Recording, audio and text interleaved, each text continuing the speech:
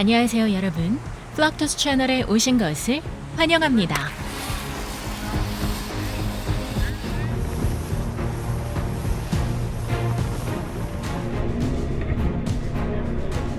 미 해안경비대는 미군의 해상법 집행 및 수색구조 지부 역할을 하고 있으며 USCG 힐리는 그들의 자부심과 기쁨이 되고 있습니다.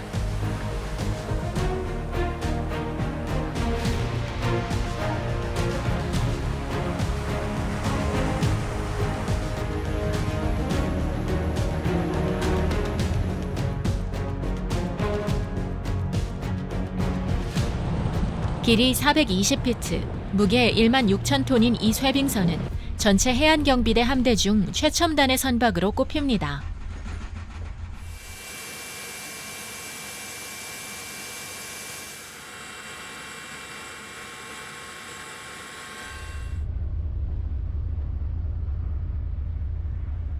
USCG 힐리는 그 쇄빙 능력 덕분에 대부분의 다른 배는 결코 해내지 못할 북극권 지역에 도달할 수 있습니다.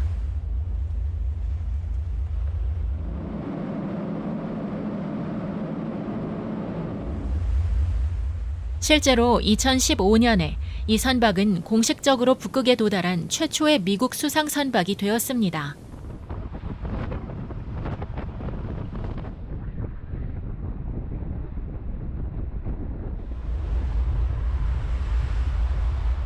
힐리는 몇 가지 주요 수색 및 구조 작업에 참여했지만 주된 목적은 연구입니다.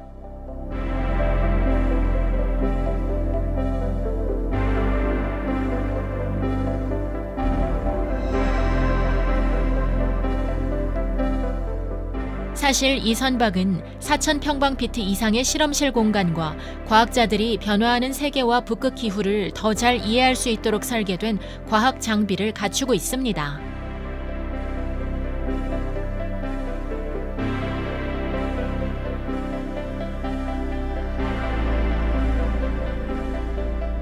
일반적으로 약 51명의 과학자들이 한 번에 승선하게 되는데 이는 배의 운항을 돕는 54명의 승무원의 수와 거의 맞먹습니다.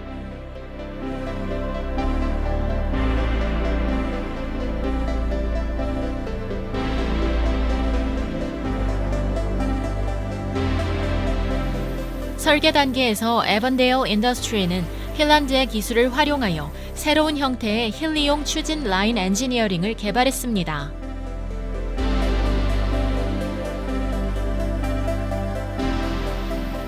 이 엔진은 디젤과 전력의 결합을 통해 속도보다는 쇄빙 능력과 에너지 극대화에 더 중점을 둡니다.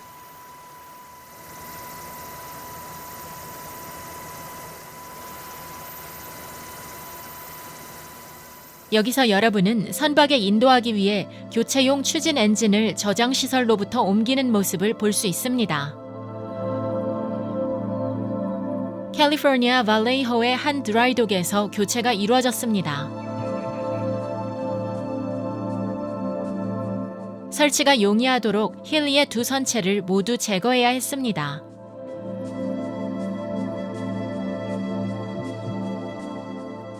엔진이 크고 선박 구조가 복잡했기 때문에 그 과정을 완료하는 데에는 한 달이 넘게 걸렸습니다. 용접팀은 몇 주 동안 선체의 이중 섹션을 분리하기 위해 작업했는데 이 부분은 선박이 유빙 흐름을 통과하는 데 필수적인 역할을 합니다.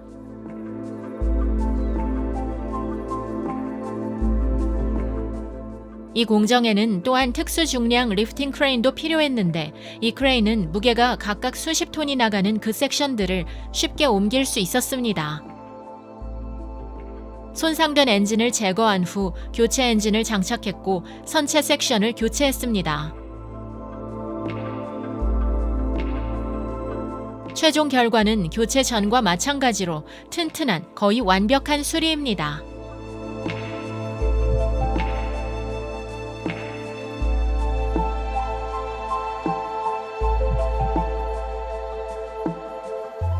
힐리는 북극의 얼음이 많은 구역을 거의 어려움 없이 쉽게 통과할 수 있도록 독특하게 설계되었습니다.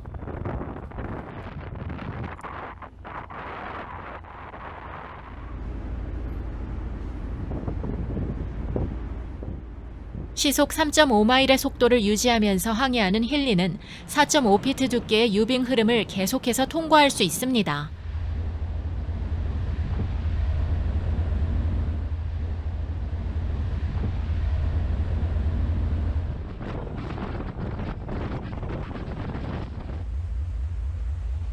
후진하거나 충돌할 때 이 선박은 최대 10피트 두께의 얼음을 뚫고 지나갈 수 있으므로 북극의 가장 멀리 떨어진 지역도 쉽게 접근할 수 있습니다.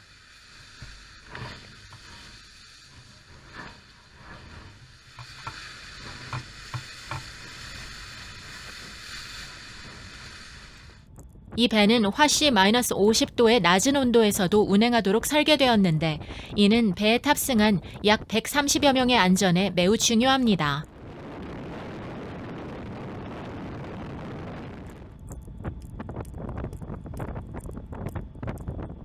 또한 HH-65A dolphin 헬리콥터 2대 및 대형 착륙대를 자랑하며 기동지휘센터로도 운영될 수 있는 만반의 시설이 갖춰져 있습니다.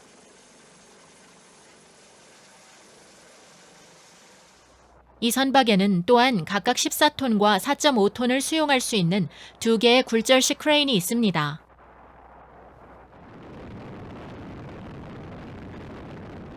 힐리의 구조 능력은 취역 이후 여러 차례 시험대에 올랐습니다.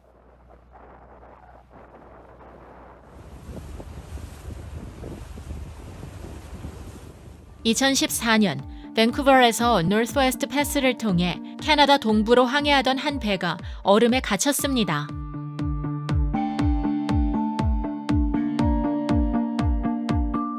당시 배에 탑승했던 남자는 미국 최북단의 인구 밀집 도시인 알래스카 베로우에서 북쪽으로 약 40마일 떨어진 곳에 있었습니다. 장기간 체류 시 그 지역의 기후는 극도로 위험해지기 때문에 힐리는 남자를 구출하고 배를 해안으로 안전하게 견인하기 위해 신속하게 파견되었습니다.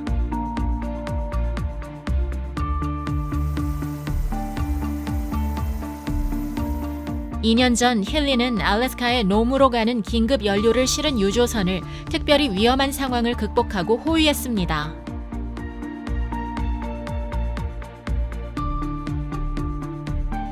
렌다호로 알려진 그 유조선을 결국 300캐리가 넘게 호위하게 되었고 그 후 성공적으로 인도를 마쳤습니다.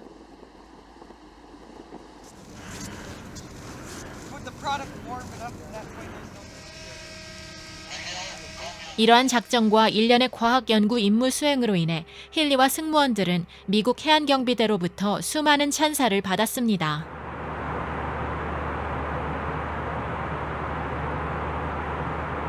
그러나 이 선박의 경력은 이제 시작에 불과합니다.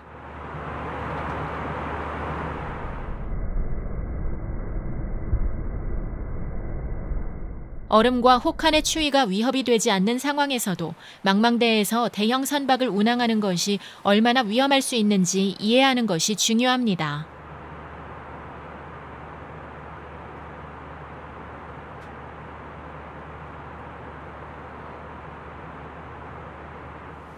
(2017년 6월) 컨테이너선과 충돌한 얼리버크급 해군 구축함 피츠제럴드호의 승무원들에게 물어보시면 됩니다.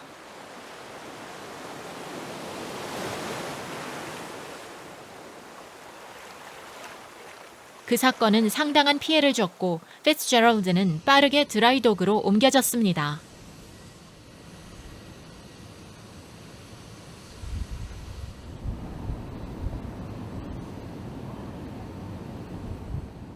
여기에서 몇 척의 예인선에 의해 배가 제자리로 이동하는 것을 볼 수 있습니다.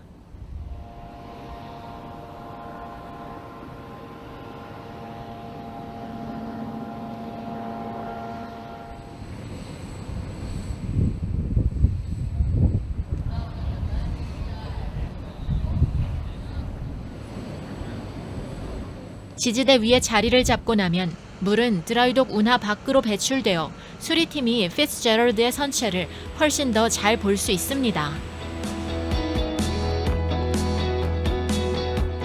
그러나 드라이독을 방문하는 모든 선박이 비상사태인 것은 아닙니다. 니미츠급 핵 항공모함 USS 카럴 빈슨함의 경우 계획된 수능의 일환으로 퓨젯 사운드 해군 조선소와 중간 정비 시설에서 1년 가까이 머물렀습니다.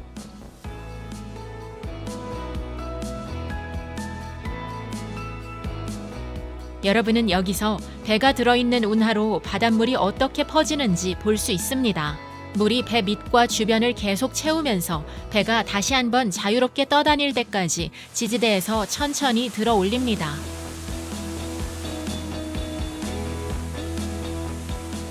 물론 이만한 크기의 배는 그렇게 좁은 구역에서는 잘 조종할 수 없기 때문에 작은 예인선 함대가 1000피트 길이의 배를 더 깊은 물속으로 조종하는 데 사용됩니다.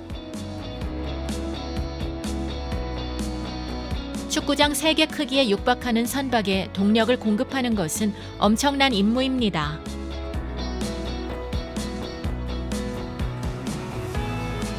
다행스럽게도 오늘날에는 많은 작업이 자동화되어 있습니다. 그러나 세밀한 관찰과 테스트에는 인간의 눈이 필요합니다. 이 작업은 주로 선박의 주 기계실에서 진행되는데 그곳은 노브, 다이얼 및 엔진과 다른 시스템의 다양한 부분에 대한 중요한 정보를 제공하는 기타 표시기로 채워진 대형 제어 센터입니다.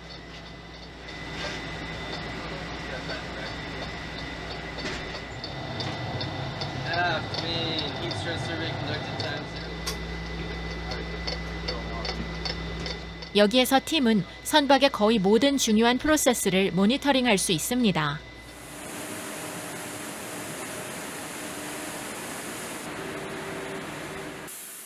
예상대로 기계실과 선박 엔지니어링 관련 다른 부분들은 자주 검사됩니다.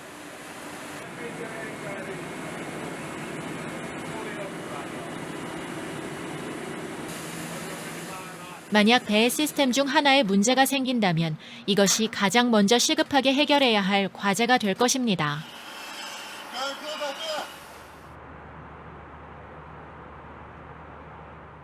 소방훈련은 배에 탄 승무원들이 참여할 수 있는 가장 중요한 훈련 중 하나입니다.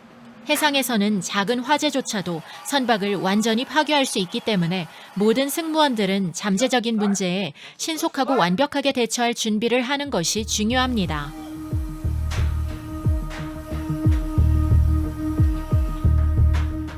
여기 여러분은 USS 윌리엄 P. 로렌스호의 메인 엔진실에서 소방훈련을 하는 승무원들의 모습을 볼 수 있습니다. 좁은 공간과 낮은 천장으로 인해 승무원들은 항상 충분한 소방 장비를 갖추고 산소를 사용해야 합니다.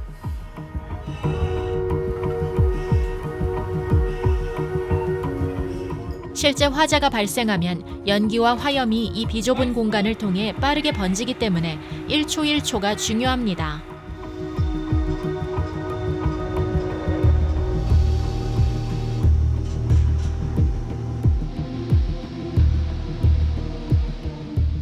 미 해군 항공모함 엔진실에 배치된 승무원들은 더 큰 책임을 지고 있습니다.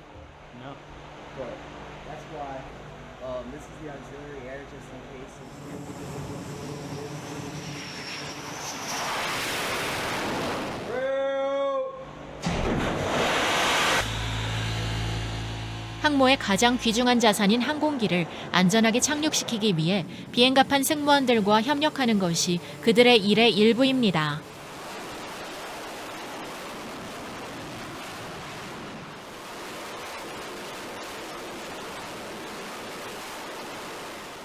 항공모함에서는 일반적으로 매일 비행 작전과 훈련을 수행하여 조종사와 승무원이 항상 모든 것에 대비할 수 있도록 합니다.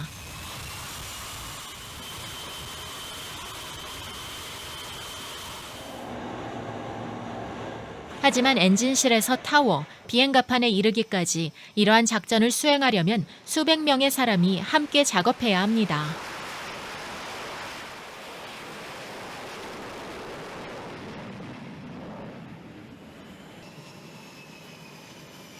지난 수십 년 동안 가장 잘 알려진 항공모함 중 하나는 USS 엔터프라이즈였습니다.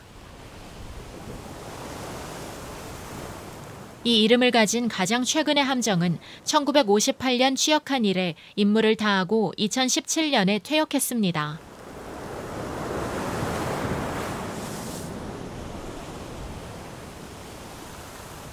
이 기간 동안 그것은 세계에서 가장 강력한 항공모함 중 하나였습니다. 다행히도 해군은 엔터프라이즈 홀을 함대로 복귀시키기 위해 더 이상 기다릴 필요가 없습니다. 새로운 제럴드 R. 포드급 항공모함이 2025년 중에 취항할 예정입니다.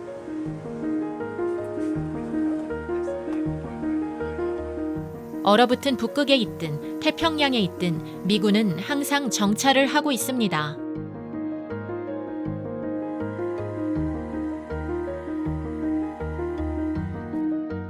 미군 함대는 세계에서 가장 유능하고 기술적으로 진보된 함정들을 갖추고 있습니다.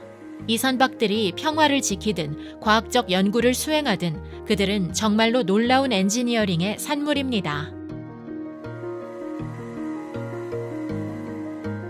여기까지가 오늘 내용입니다. 재미있게 보셨길 바랍니다. 새로운 컨텐츠가 나올 때마다 보실 수 있도록 저희 채널 구독 부탁드립니다. 다음에 뵙겠습니다.